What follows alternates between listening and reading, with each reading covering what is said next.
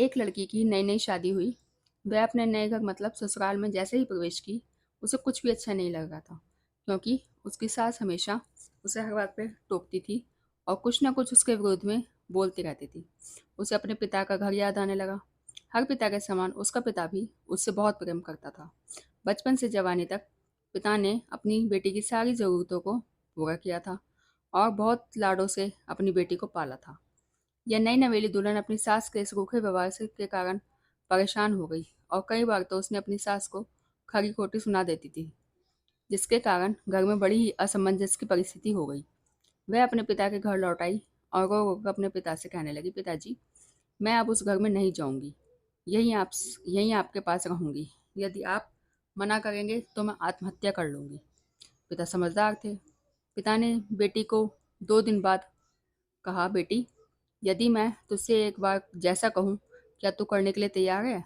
यदि तू उसके बाद भी कहेगी कि तू इस घर में मेरे साथ रहना चाहती है, तो कोई बात नहीं।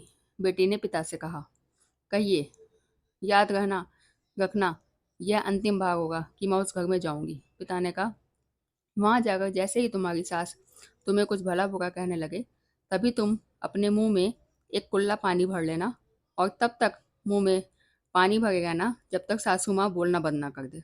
और उसके बाद उस पानी के कुल्ले को नाली में थूक देना और फिर कुछ भी पलट कर मत कहना। बेटी को कुछ समझ में नहीं आया, लेकिन बेटी तैयार हो गई। बेटी ने ससुराल में जाकर ऐसा ही किया। जब भी सासू माँ कुछ कहना शुरू करती, तुरंत बहू मुंह में पानी भर लेती और बहुत देर तक भागे रहती। धीरे धीरे कुछ दिन में सासू माँ का व्यवहार उस बहू के प्रति नम्र हो गया। वो सोचने लगी, कितनी अच्छी बहू है, पलट कर कोई जवाब नहीं देती और गुस्सा भी नहीं करती।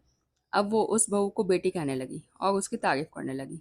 कुछ दिन में सासू माँ का प्रेम भरा व्यवहार देखकर बहू भी अपनी सासू माँ को माँ जैसा प्रेम करने लगी और दोनों खूब बातें करते, साथ ही साथ घूमते मार्केट में और खरीदारी करने जाते।